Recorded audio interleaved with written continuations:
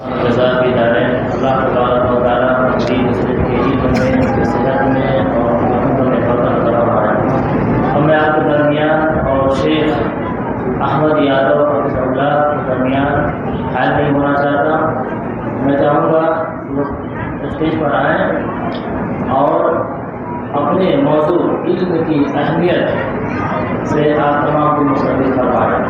शेख अहमद यादव हफ़िज़हुल्लाह।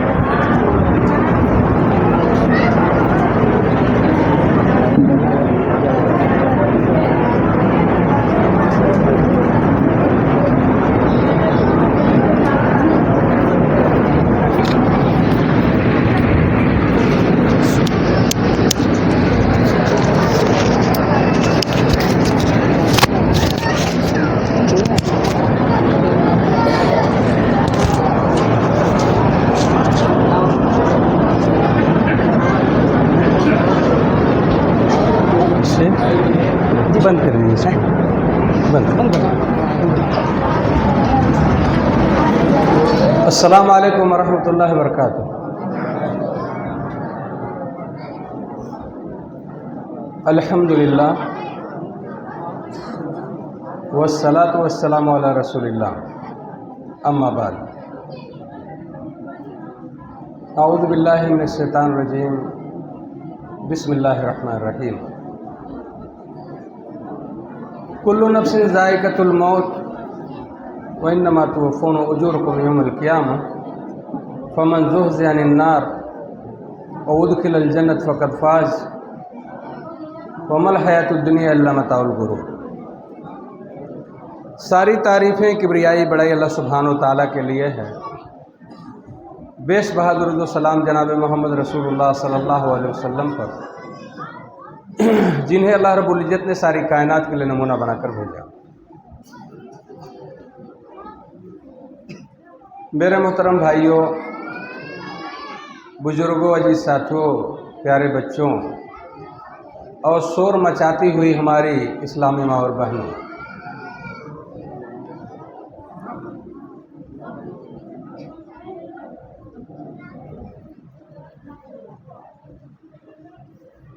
ये बड़ी ही बाबरकत मजलिस है ये,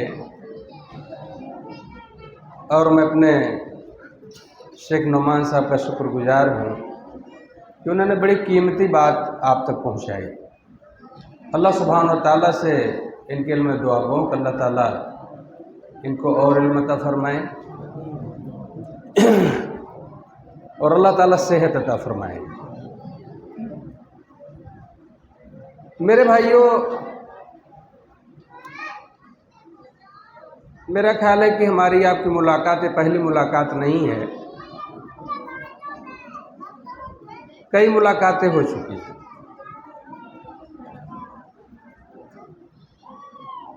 और कोशिश यही रहती है कि ऐसी नशिस्तों में अपनी इस्लाह हो जाए, हम लोगों के अंदर जो कोताहियाँ हैं वो अल्लाह ताला दूर कर दे। मैं समझता हूँ इसी मकसद से मजलिस हम लोग कायम करते हैं।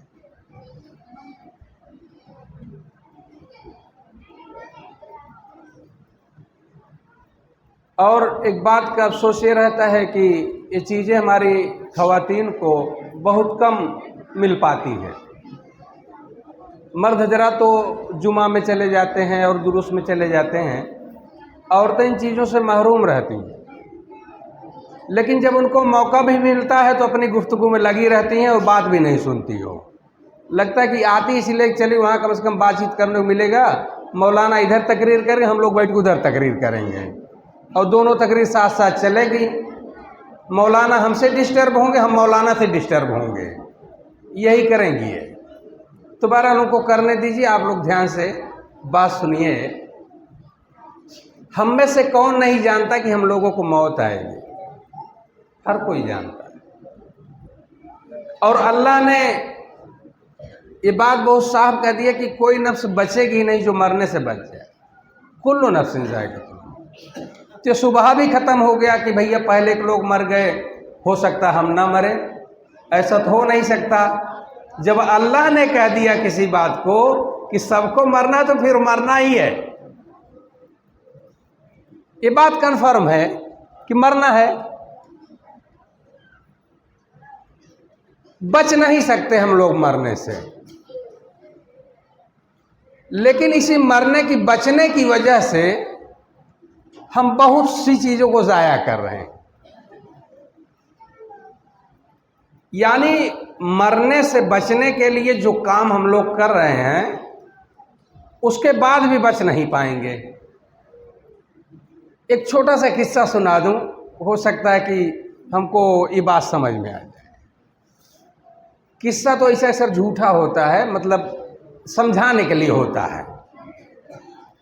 तो एक साहब जो है मुर्गा पाले थे।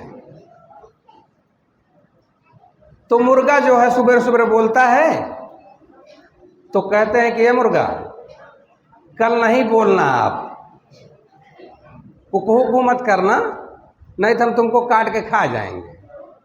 तो मुर्गा सोचा चलो अगर नहीं काटे तो हम बचे रहेंगे, नहीं बोलेंगे। मुर्गा नहीं बोला, लेकिन फड़फड़ाया बेचारा। तो मालिक देखा फड़फड़ा रहा है, तो कहा अब कल फड़फड़ाना भी मत, अगर फड़फड़ाओगे तब वो काट दूंगा। तो दूसरे दिन मुर्गा नहीं फड़फड़ाया, लेकिन गर्दन ऊंची किया। तो देखा कि यार बोला नहीं, फड़फड़ाया नहीं, लेकिन गर्दन ऊंची किया। तो ऐसा करो मुर्गा, अब गर्दन भी ऊंची नहीं करना, नहीं तो हम जिबा कर देंगे। तो मुर्गा सोचा यार चलो गर्दन नहीं ऊंची करेंगे, नहीं किया ऊंची। अब आपको देख रहा है, न बोला, न गर्दन ऊंची किया, न फड़फड़ाया। कहे मुर्गा एक काम करना है, कल आपको अंडा देना है। क्या करना है? अंडा देना है। ऐसे पॉसिबल है मुर्गा अंडा देगा? अरे अंडा देना मुर्गे का काम है भाई। अब मुर्गा लगा रोने। कहा कि क्या हुआ, अभी तक तो सारी बात मान ही रहे थे आप। भाई हमने कहा चुप रहो, चुप हो गए, फड़फड़ाना बंद कर दिए, गर्दन ऊंची कर दिए, बंद कर दिए, अब अंडा देने में क्या दिक्कत है? कहाँ रो इसलिए रहा हूं कि मैं कल काट दिया जाऊंगा मुर्गा होके मुर्गी वाला ना काम करने की वजह से। बात समझ रहे ना? काश कि मैं पहले दिन अपनी आवाज को न बंद किया होता, तो कम से कम ये दिन न देखना पड़ता। बस बैठ, ये दिन न देखना पड़ता कि हमें मुर्गी वाला काम करने के लिए कहा जाएगा। बात समझ रहे ना? समझ में आ गई ना? ये तीनों काम क्यों उस मुर्गे ने किया था? बोला नहीं, फड़फड़ाया नहीं, गर्दन ऊंची नहीं किया, मौत से बचने के लिए कि नहीं तो मर जाऊंगा। अगर उसको पहले दिन बात समझ में आ जाती कि अगर नहीं बोलूंगा, नहीं फड़फड़ाऊंगा, नहीं गर्दन ऊंची रखूंगा, तब भी मर जाऊंगा, ये मुझको नहीं काटेगा तब भी मर जाऊंगा, तो वो समझ जाता कि कम से कम इज्जत की मौत मरता, मुर्गे की मौत मरता हो। अबे मुर्गी की मौत मरेगा, क्या करेगा? मुर्गी की मौत। पहली बात तो यह समझना है कि आपको हमको मौत आनी ही आनी है, और कब आनी है? जब मेरा अल्लाह चाहेगा तब आनी है। उससे पहले पूरी कायनात मुझे मार सकती नहीं। और जब अल्लाह मारने पर आ जाएगा, मौत देने पर आ जाएगा, तो सारी कायनात के डॉक्टर और हकीम मिलकर आपको बचा भी नहीं सकते। मौत के बारे में ये अकीदा अगर आप समझ जाएंगे तो कभी मुर्गी वाली मौत नहीं मरेंगे। ठीक है, ये पैगाम है, समझदारों के लिए इशारा काफ़ी है। तो अल्लाह कहते हैं हर नफ्स को मौत का मजा चखना है। मरेंगे तो सब, जो मार रहे हैं वो भी मरेंगे, जो मर रहे हैं तो मर ही रहे हैं।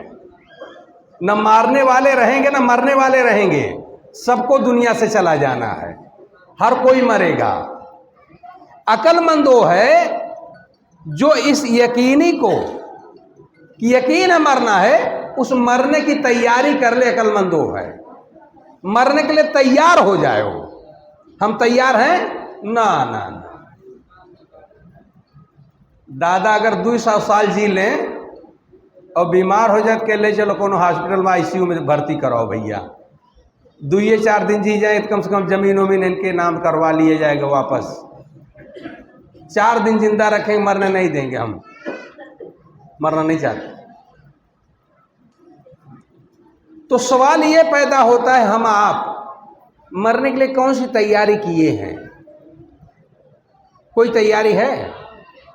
सुबह से लेकर शाम तक और शाम से लेकर सुबह तक सिर्फ जीने की तैयारी होती, मरने की कोई तैयारी ही नहीं होती। खाली जीने की तैयारी हो रही है। और ये कल पता नहीं हम लोगों को कब आएगी कि हमको मरने की भी तैयारी करना। भाई हम कहे दिन में आप 23 घंटा, पूरे दिन में 23 घंटा जीने की तैयारी करो, 1 घंटा मरने की तैयारी कर लो। 1 घंटा ले लो भैया, 23 घंटा आप दुनिया में गुजार दो। तो मेरा ख्याल है तब भी हो सकता है कि मरने की तैयारी सही हो जाए। ये सारी चीजें हम भूले हुए हैं। हम तो देखते हैं, हम लोग मौत को यहां तक भूले हुए हैं कि मैयत सामने होती है और आपस में हंसी मजाक कर रहे होते हैं। यहां तक मौत को भूल चुके हैं और ये समझते हैं कि वो तो फलाने दादा मर गए ना, फलाने चाचा मर गए ना, फलाने दादी मर गई है ना, यानी हम नहीं मरेंगे। अरे हम भी वहीं पहुंचेंगे और जो सलूक उनके साथ आप कर रहे हैं, आपके साथ वही सलूक होगा। हमारे कितने ऐसे नौजवान हैं जो अभी ढंग से जनाजे की नमाज नहीं जानते। और कैसे जानेंगे? इमाम साहब बड़ा शॉर्टकट तरीका सिखा दिए हैं, 4 तकबीर फर्ज है, बोल दिए तो हो गया। तो 4 तकबीर आपको मिलेगी मियां जब मरेंगे तो आप दुआए मगफिरत कोई नहीं करेगा आपकी। 4 तकबीर सिखाते रहो और ऐसा सिखाएंगे शॉर्टकट, पहले में सना सूरह फातिहा गायब, उसके बाद और मगफिरत की जो दुआ है गायब। ठीक है, कर लीजिए। तो जो बोएंगे वही ना काटेंगे। तो तरीका नबी का सिखाइए ताकि सही से लोग जनाजा पढ़ सकें। तरीका नहीं सिखा रहे हैं आप, कोई फिक्र नहीं किसी को। तो हम कहते हैं कि अल्लाह के रसूल सल्लल्लाहु अलैहि वसल्लम ने जिस तरह से हमको तलकीन किया है कि मौत को याद करना है, हम याद करते हैं मौत को। कसरत से याद करने की बात अल्लाह के नबी, कसरत से मौत को याद किया करो। इसलिए कि दुनिया की लज्जतों को दूसरी कोई चीज नहीं तोड़ती, मौत की याद तोड़ती है। हम में से हर किसी के साथ घटनाएं हुआ करती हैं जब कभी ऐसा मंजर सामने आता होता कि अब गए, और जब बच जाते तो कितनी लंबी सांस लेते हैं, हाँ बच गए, बड़ी लंबी सांस लेकर थे, बच गए। बच नहीं गए, बचेंगे कहाँ? आज बच गए, कल कहाँ जाएंगे? कल तो जाना ही जाना है।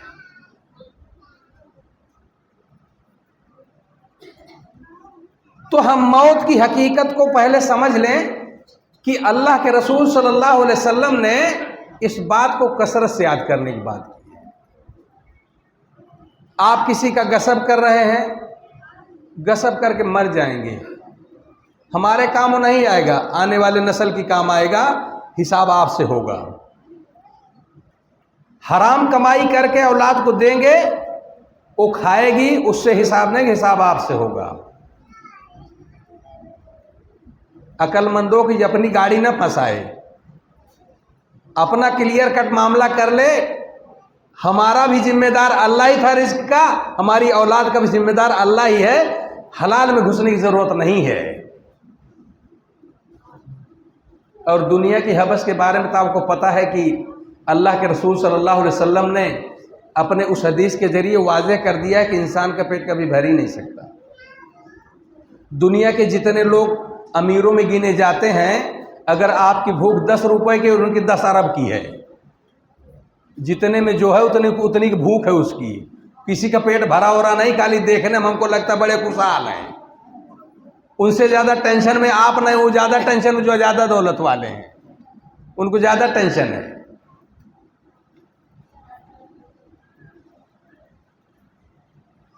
तो कहने का मतलब है कि अल्लाह सुब्हान व तआला कहते हैं कि क़यामत के दिन जब मर जाएगा इंसान,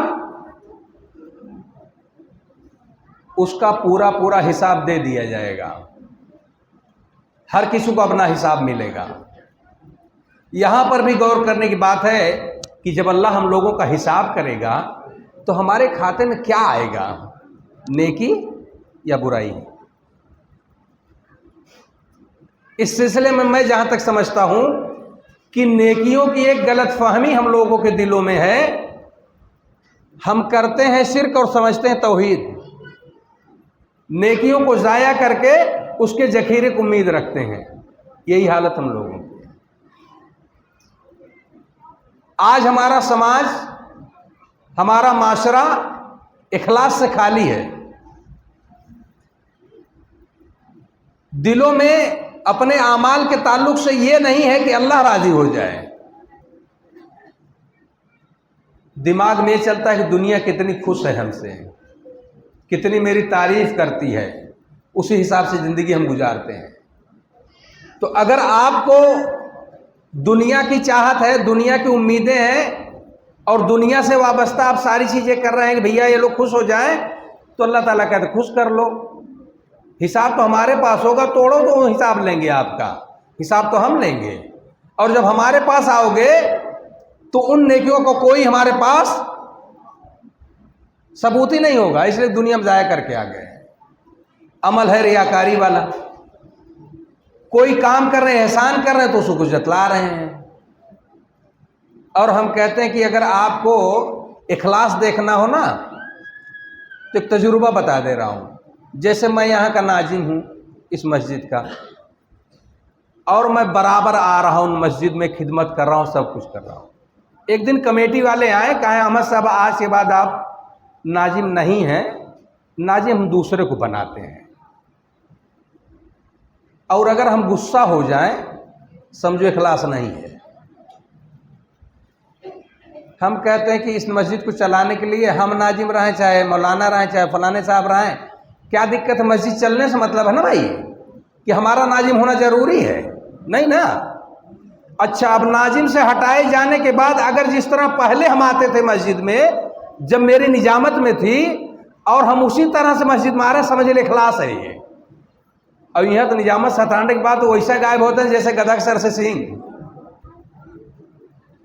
कहो नाजिम साहब कहाँ गए हो, तो पूछते ना, अब वो नाजिम नहीं है। अच्छा, नाजिम नहीं तो यहाँ मुसल्ली भी नहीं का हो, मुसल्ली तो है ना भाई, कम से कम नमाज पढ़ना तो आना ही चाहिए। खत्म। और नाजिम साहब से मिलिए, अरे नाजिम साहब आप काहे नहीं आ रहे हैं? कहाँ आए, हमको निजामत से हटा दिया, मेरे अंदर का बुराई थी, हम अच्छा ही तो कर रहे थे। तो आप अच्छा कर रहे तो अल्लाह के लिए कर रहे थे ना, क्या दिक्कत है? खालिद इब्न वलीद रज़ियल्लाहु ताला अन्हु को सिपा सालारी से हटाया गया, उमर फारूक ने हटा दिया। आप बताइए, खालिद बिन वलीद रज़ियल्लाहु ताला अन्हु कभी नाराज हुए? जिहाद में गए कि नहीं गए? जैसे खुशी खुशी पहले जाते थे सिपा सालारी के दौर में, उसी तरह आम सिपाही बन के उसी जुर्रत के साथ लड़ते थे, लेकिन कभी शुक्र नहीं किया कि हमको सिपा सालारी से हटाया क्यों गया। इखलास उनके अंदर था, हमारे अंदर इखलास नहीं है। और इसीलिए मैं समझता हूं कि हमारा अमाल जो है ना, जो नेकियां खतरे में है, इस खतरे से बचाने के लिए हम लोगों को कुछ करना पड़ेगा। देखिए, दावा करना कुरान और सुन्नत का बड़ा आसान है मेरे भाई, कोई भी कर सकता। दुनिया में कौन शख्स है जो कुरान और सुन्नत का दावा नहीं करता? मुशरिक भी करता है, बिदती भी करता है, खुराफाती भी करता है, सब वही करते हैं। जितना काम होता है सब अल्लाह उसके रसूल के नाम से होता है, कुरान और हदीस के नाम से होता है। और नेकी के जज्बे से होता है। डीजे भी बजाता तो नेकी के जज्बे से बजाता है कि हम मिलाद में डीजे बजा रहे हैं तो अल्लाह के रसूल को खुश हो रहे होंगे डीजे पे, और नाच रहा है, वो भी नेकी समझ के नाच रहा है। सब कुछ है, जैसे वो समझ रहा है उसे हम भी समझ रहे हैं, समझ लेना है। कुरान हदीस पे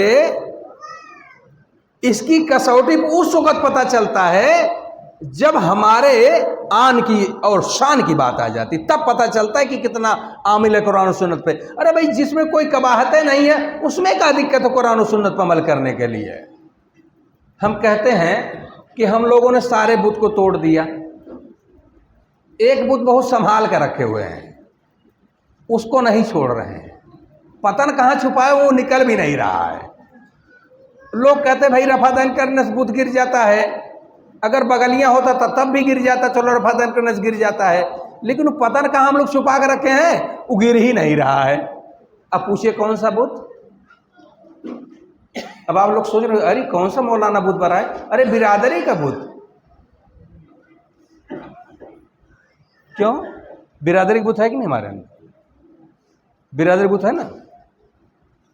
यहां पर अल्लाह के नबी का फरमान हमसे कहां उड़ जाता है, सफ़े हस्ती से मिट जाता है, जब रसूलुल्लाह सल्लल्लाहु अलैहि वसल्लम ने बात बता दी कि हमारा निकाह नेकी के मेयार पर होना चाहिए, तकवा के मेयार पर होना चाहिए, नेकी को तरजीह दीजिए, दीनदारी को तरजीह दीजिए।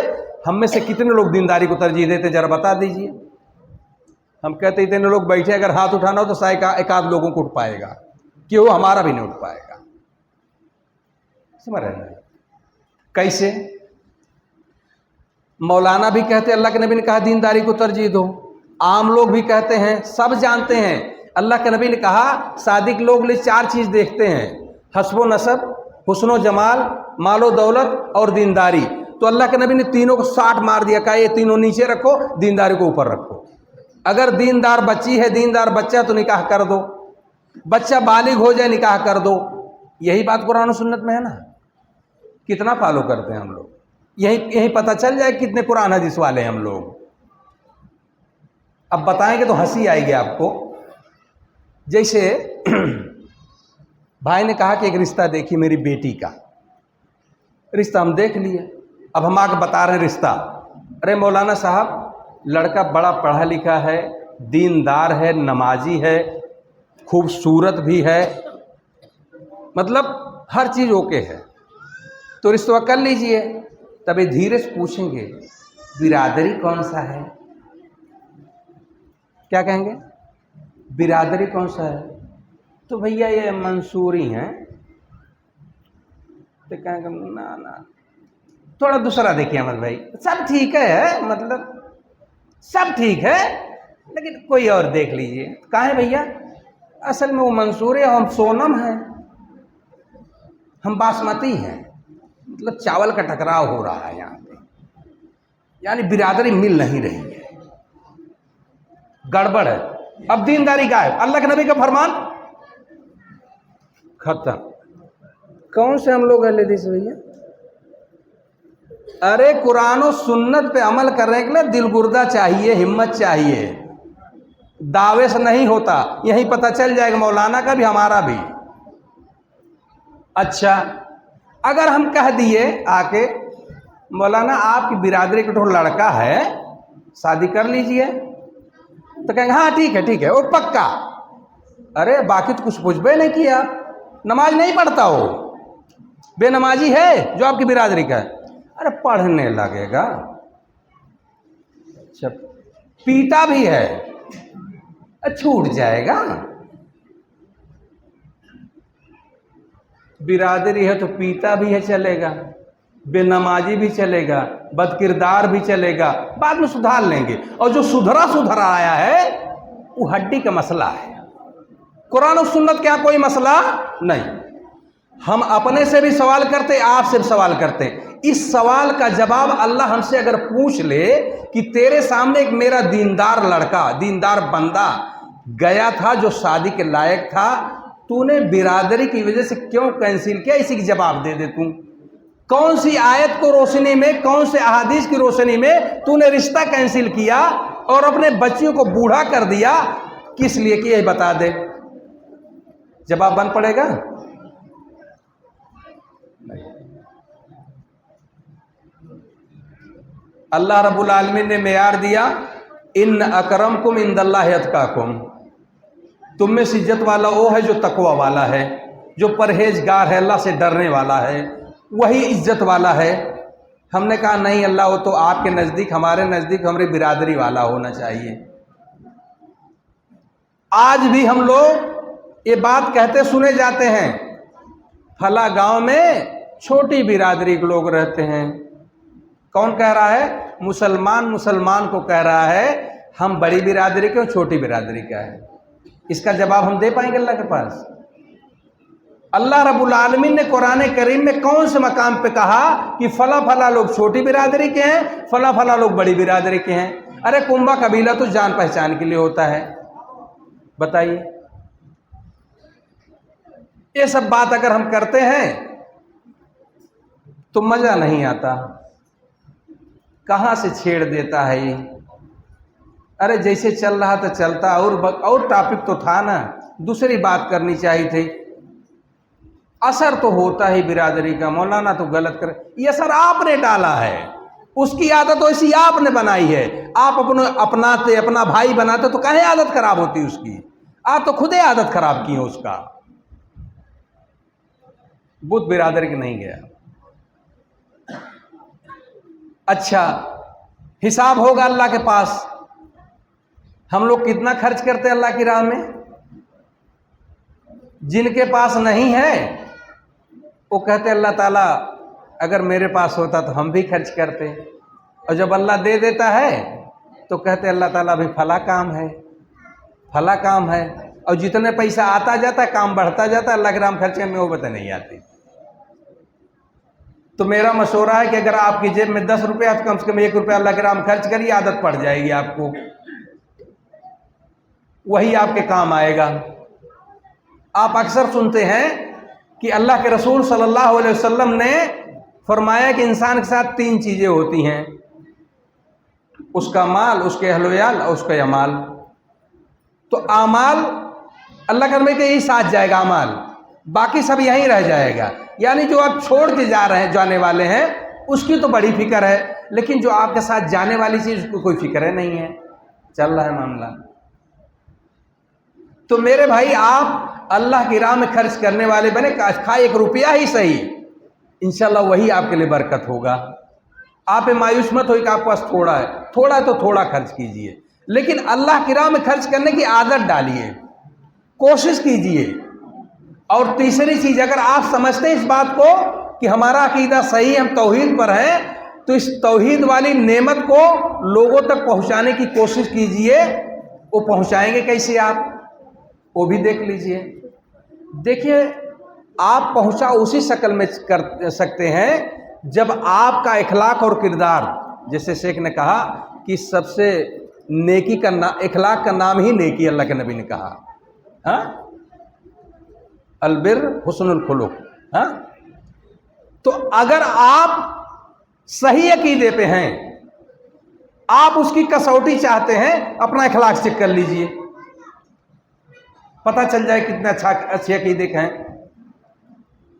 मैं तो समझता हूं कि अगर हमसे कोई एक बार मिल लेगा ना, दोबारा मिलने की कोशिशें नहीं करेगा, ऐसा इखलाक हम लोग पेश करते हैं। वो बेचारा कुरान और सुन्नत की मोहब्बत हमारे पास आता है कि वहाँ चलेंगे तो अल्लाह के कलाम, नबी के फरमान से हम वाबस्ता हो जाएंगे, और जब हमारा इखलाक देखता हो तो 1 बीघा दूर भाग जाता है। कहता है भैया ठीक है, लेकिन भैया सटने लायक नहीं है, इसे बहुते खड़ूस हैं, 1 गिलास पानी नहीं पूछते लोग, देखते नहीं मोहब्बत की निगाह से, बोलते नहीं। ऐसा होता कि नहीं होता? हम मस्जिद में मौजूद हैं और देख रहे हैं कि नया आदमी हमारे पास आया हुआ है, किसी को तौफीक होती है कि उसको जाके सलाम करके भाई कहाँ से आप आए हैं, बैठिए, पानी पीजिए, और बताइए क्या खिदमत करूं। कभी ऐसा इखलाक पेश किया हमने? और दूसरी का चले जाइए, देखिए उनका इखलाक कैसा है। बिदत में मुब्तला है, शिर्क में मुब्तला है, लेकिन इखलाक ऐसा कि सब जुड़ रहे हैं। तो मैग्नेट आपके पास भी होना चाहिए इखलाक वाला कि खींच ले लोगों को। ये बात इसलिए बता रहा हूं कि ये आप अपना भी नुकसान कर रहे हैं और जो आने वाले शख्स का उसका भी नुकसान कर रहे हैं, बदअखलाकी की वजह से आप। और हम खुशफहमी में है कि बड़े हक वाले हैं। देखिए, जो हक पे होता बदअखलाक नहीं होता, जो अल्लाह के नबी के हदीस पर अमल करता बदअखलाक नहीं होता, बदकिरदार नहीं होता, उसके चेहरे को देख के लोग करीब हो जाते हैं। कि बड़ा खुश मिजाज आदमी, चलो इससे कुछ बात कर लेते हैं। हमको तो देखने के बाद लोग कहें भैया अगर हम बात किए नहीं तो मार खाए नहीं, ऐसा शक्ल बना के रखते हैं हम लोग। का दावत देंगे लोगों को? ये बातें मैं क्यों बयान कर रहा हूं? आपको हो सकता है बोरियत महसूस हो रही हो। ये बातें मैं इसलिए बयान कर रहा हूं कि कयामत के दिन ये सारा कुछ हमसे हिसाब होगा कि ऐ मेरे बंदे, तेरे बदअखलाकी की वजह से एक बंदा तौहीद के करीब होकर दूर हो गया, तू उसका जिम्मेदार है, जवाब दे तू। तब क्या होगा? मेरे भाई, इखलाक ऐसे नहीं आता, उसके लिए कोशिश करना पड़ता है, कुछ सब्र करना पड़ता है, अल्लाह से डरना पड़ता है, तब आता है, ऐसे नहीं आता। आना चाहिए इसको। तो अल्लाह सुब्हानो ताला ने क्या कहा? इन्नमा तुवफ़्फ़ूना उजूरकुम यौमल क़ियामा, क़यामत के दिन मेरे बंदे हम तेरा एक भी हिसाब बाकी नहीं रखेंगे, एक एक जर्रे का हिसाब तेरा कर देंगे। अगर तू जर्रा बराबर नेकी किया होगा वो भी देख लेगा, और जर्रा बराबर बुराई किया होगा तो वो भी देख लेगा। हम लोग मेरे भाई बहुत सारी चीज़ों को बुरा ही नहीं समझते, जबकि बुराई है वो आप लोगों को दूर कर रहे हैं, अपनों को करीब नहीं कर पा रहे हैं। और कहीं न कहीं माल का फितना हमारे बीच में एकदम घर कर गया है, हम लोग उससे छुटकारा नहीं पा रहे हैं। सहाबा इकराम में चीज़ नहीं थी जो हमारे अंदर है।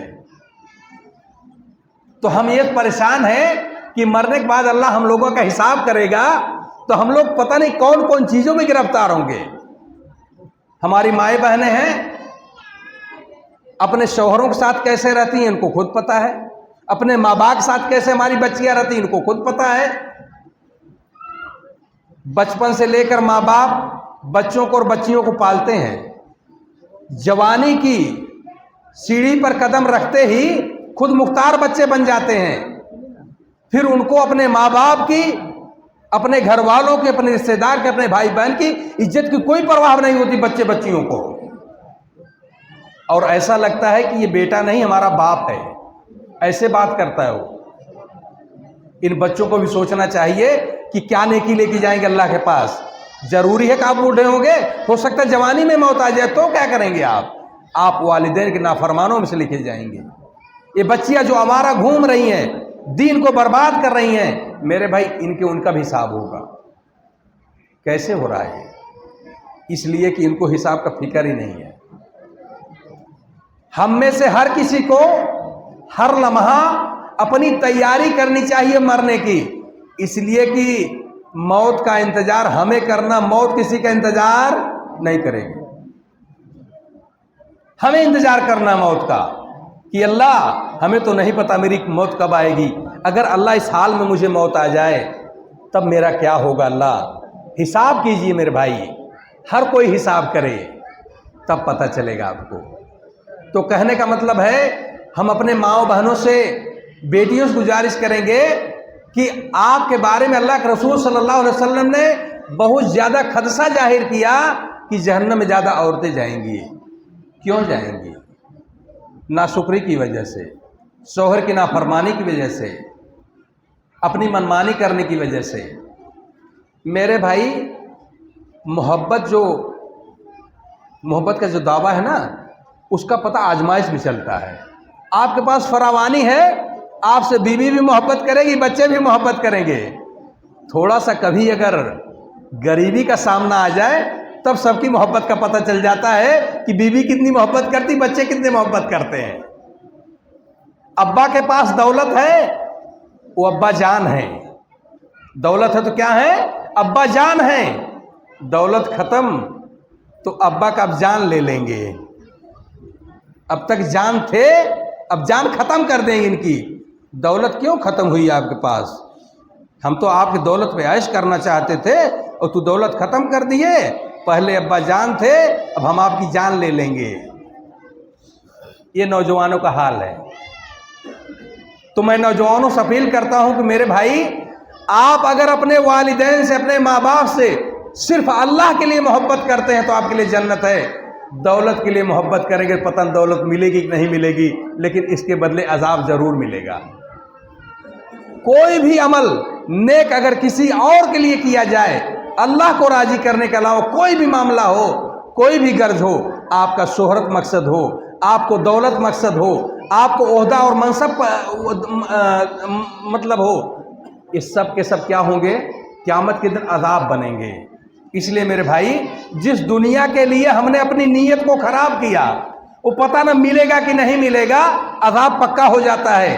इसलिए आप अल्लाह से लेने वाले बनिए, अल्लाह को राजी करने वाले बनिए कि अल्लाह इस अमल में, मेरे तमाम अमल में अल्लाह लिल्लाह रब्बिल आलमीन, सिर्फ तेरे लिए अल्लाह, तब तो हिसाब सही होगा, फिर हिसाब सही होगा।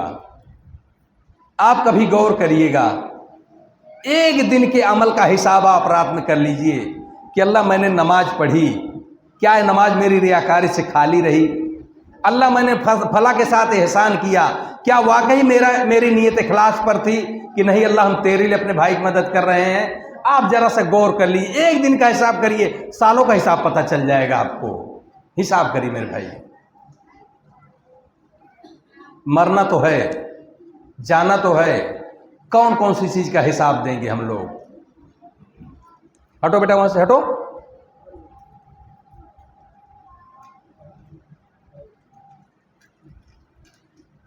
कौन कौन सी चीज का हिसाब देंगे बताइए? फिर अल्लाह सुब्हान ताला कहते हैं, जिस दुनिया ने तेरा बेड़ा गर्क किया था और तू अपने हिसाब में फेल हो गया, इल्ला मताउल गुरूर। फिर अल्लाह कहते हैं कि उससे पहले अल्लाह कहते हैं, जो जहन्नम से बचा लिया गया, फमन ज़ुहज़िन नार व उदखिलल जन्नत फ़क़द फाज। पता चला कि जहन्नम से बचा लिया जाना और जन्नत में दाखिल हो जाना, यही असल हमारा हिसाब की कामयाबी है। सहाबा कराम जब जन्नत की बात सुनते थे ना, तो बहुत उतावले हो जाते थे उस अमल के लिए कि अल्लाह मैं अमल कर लूँ ताकि हमारी जन्नत पक्की हो जाए। हम लोग बहुत सारी जन्नत की बात सुनते हैं, लेकिन हमको कुछ असर नहीं होता। औरतों के बारे में अल्लाह के नबी सल्लल्लाहु अलैहि वसल्लम एक बड़ी खुशखबरी दी, और उन्हें औरतों को गौर सुनना चाहिए। अल्लाह के नबी कहते हैं, जो औरत इस हाल में मर जाए, उसका शौहर उससे राजी था, यानी शौहर उससे खुश था, वो जन्नत में जाएगी।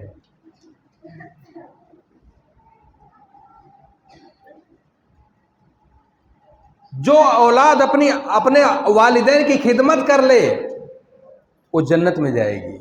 जो अपनी बीमारी में और मसाइब में सब्र कर ले, अल्लाह के नबी कहे जन्नत में जाएगा। मुसीबत आते तो हम लोग क्या कहते हैं? एक बहुत भारी जुमला हम लोग बोलते हैं, जानते क्या बोलते हैं? कहते हैं बहुत दिन से मुसीबत में हूं, अल्लाह मेरी सुनता नहीं। सुना है कि नहीं? ऐसा सुना है? क्या जुमला बोल रहे हैं? अल्लाह नहीं सुनता, ये कुफ्र है मेरे भाई जो बक रहे हैं आप। अल्लाह की एक सिफत अस्समी है, और उसकी ऐसी सिफत है कि आपका जहन फेल हो जाएगा कि कैसा सुनने वाला अल्लाह है। हम लोग कैसा सुनते हैं? एक फोन कोई लगा के बात कर रहा है, ले जाकर दूसरा फोन दूसरे कान में लगा दीजिए कि दोनों आदमी से बात करिए जरा, तो क्या कहेंगे? एक ही हटाओ यार, फैलो, या होल्ड करो उसको। हाँ, एक से ज्यादा किसी से बात कर सकते हैं? नहीं ना, यही हमारा कैपेसिटी है। एक आदमी से ज्यादा हम बात करने की कैपेसिटी नहीं रखते। लेकिन वो मेरा अल्लाह इस कायनात में बेशुमार मखलूक है, बेशुमार मखलूक है, जिन, इंसान, फरिश्ते, चरिंद, परिंद, मछलियां और कितने हम लोग जानते भी नहीं। हाँ, ये सारी मखलूक और सारी कायनात के लोग बैक वक्त अल्लाह को पुकारें तो अल्लाह किसी को नहीं कहेगा तू थोड़ा खामोश रह। अल्लाह सबकी सुनता है, सबकी हाजात को पूरी करता है, सबके जवाबात को देता है, और अल्लाह को जर्रा बराबर भी कोई दिक्कत महसूस नहीं होती। और यह भी बात है कि अल्लाह को किसी टाइम पुकारिए, दिन हो कि रात हो, सुबह कि शाम हो, जब चाहो पुकारो, अल्लाह को न ऊँघ आती है न नींद आती है। उस अल्लाह के बारे में आपका जुमला सही है, अल्लाह मेरे सुनता नहीं, नाउजुबिल्लाह। आपने नाशुक्री की इस बात को कह के आप शुक्रगुजार होइए कि अल्लाह रब्बुल आलमीन ने आपको मसाइब में डाला, और ये कहिए कि अल्लाह ये दी हुई मुसीबत अल्लाह तू ही दूर कर सकता है, मैं हर हाल में तुझसे राजी हूँ अल्लाह, मैं हर कुछ बर्दाश्त कर सकता हूँ लेकिन तेरी नाफरमानी नहीं करूँगा। तेरी सिफात में कभी मैं ये जुमला नहीं बोलूँगा कि अल्लाह सुनता नहीं, मेरी हाजत को नहीं पूरी करता, कभी नहीं कहूँगा। लेकिन मेरे भाई जब कोई मुसीबत आती है तो बड़े बड़े अकीदे वाले अपने बच्चों को ताबीज़ पहना देते हैं, बड़े बड़े अकीदे वाले फाल खुलवाते हैं, बड़े बड़े अकीदे जादूगरों के पास चले जाते हैं, कहते क्या करें बड़ी मजबूरी है। जहन्नम से भी बड़ी मजबूरी है क्या? किस्सा तो आपने सुना ही है कि एक आदमी मक्खी जिबा करके जहन्नम में चला जाता है, और हम लोग बड़े बड़े काम करके इत्मीनान रहते हैं, क्या करें मजबूरी है। मैं कहता हूं कि अल्लाह के रसूल सल्लल्लाहु अलैहि वसल्लम की हदीस हमें हमेशा याद रखनी चाहिए कि अल्लाह के रसूल सल्लल्लाहु अलैहि वसल्लम फरमाया, कहा कि तुम अल्लाह के साथ शरीक किसी को मत करना, अल्लाह के साथ शिर्क ना करना, तुम्हें कत्ल कर दिया जाए, तुम्हें जला दिया जाए, ये बर्दाश्त कर लेना, लेकिन अल्लाह के साथ किसी को शरीक नहीं करना। मैं कहता हूँ कि अल्लाह मेरी औलाद हो, मेरे बीवी बच्चे हों, जैसा भी हो, अल्लाह अगर ये बीमार पड़ जाए या कोई मामला अल्लाह ना करे ऐसा हो, मैं शिर्क का दरवाज़ा नहीं खटखटाऊंगा, मर जाएंगे बर्दाश्त करूंगा लेकिन मैं शिर्क नहीं करूँगा। यह है तौहीद। पता तो उस वक़्त चलता है जब आजमाइश आती है।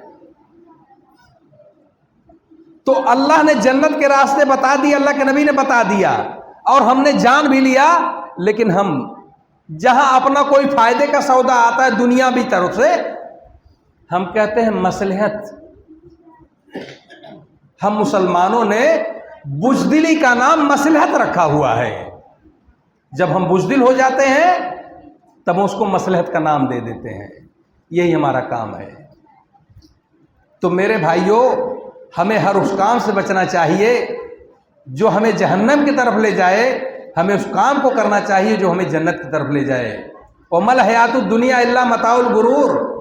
अल्लाह सुब्हान तआला कहते हैं, जिस दुनिया के चक्कर में तू आखिरत को भूल गया था, ये तो धोखे की जिन्स थी, ये धोखे की जिन्स है।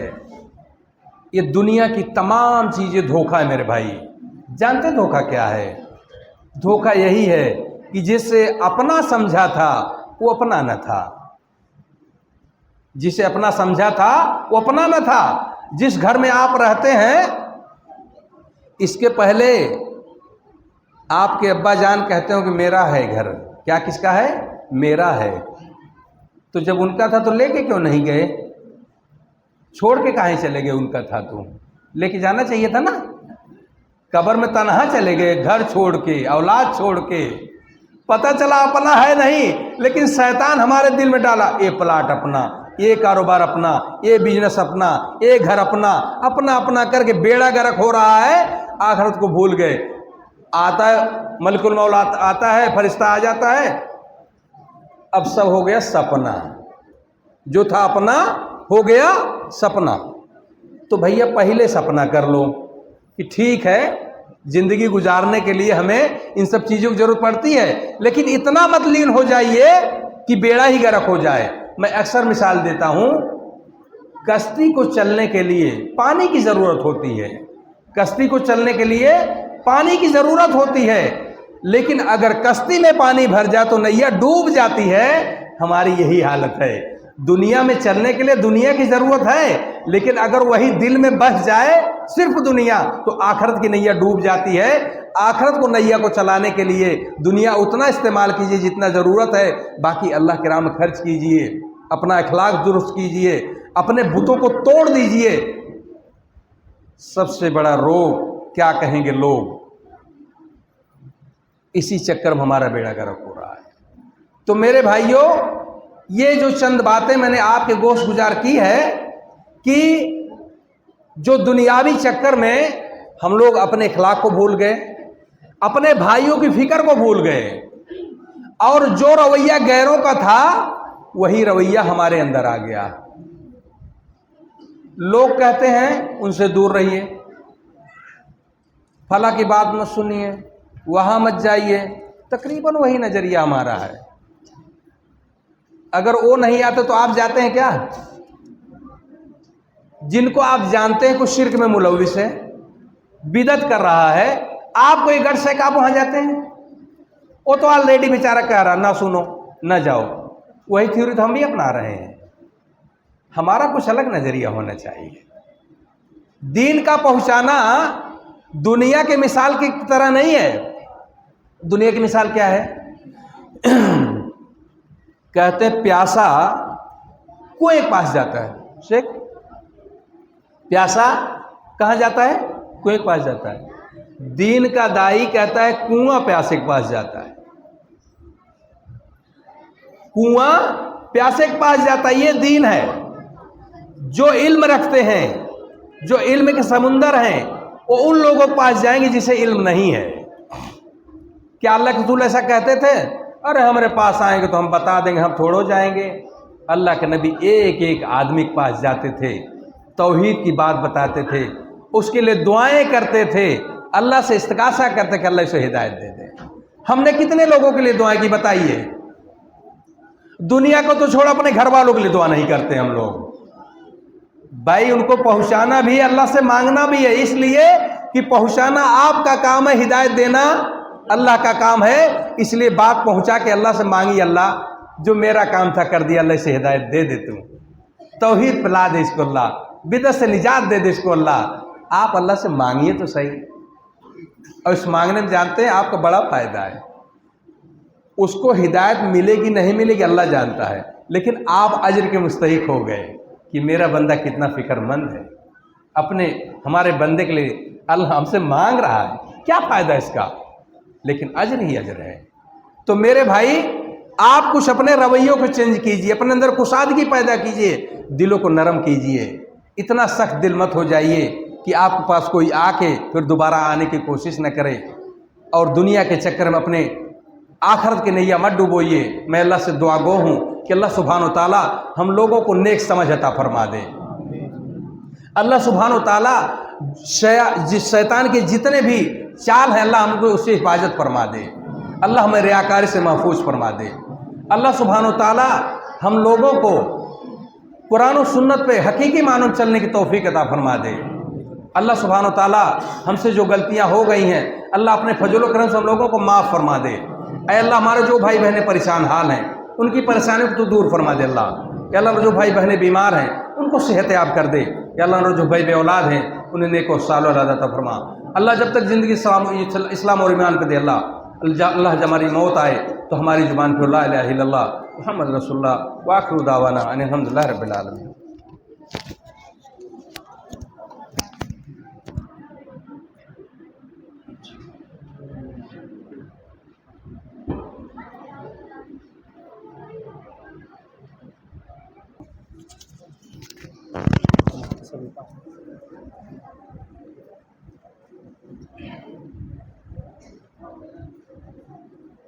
अल्हम्दुलिल्लाह वकफ़ा वस्सलामु अला इबादिही लज़ीना इस्तफ़ा अम्मा बाद। अत्तहियातु लिल्लाहि वस्सलातु वत्तय्यिबात। अस्सलामु अलैका अय्युहन नबी व रहमतुल्लाहि व बरकातुहू। सदक़ल्लाहुल अलीयुल अज़ीम। दुआ के लिए मुझे बैठाया गया है। 8:15 में करीब जमात है। जितने लोग बैठे हुए हैं मैं एक बात कहूँगा।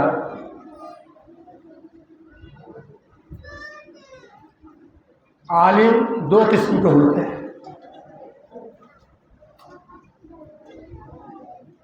एक नबी वाला आलिम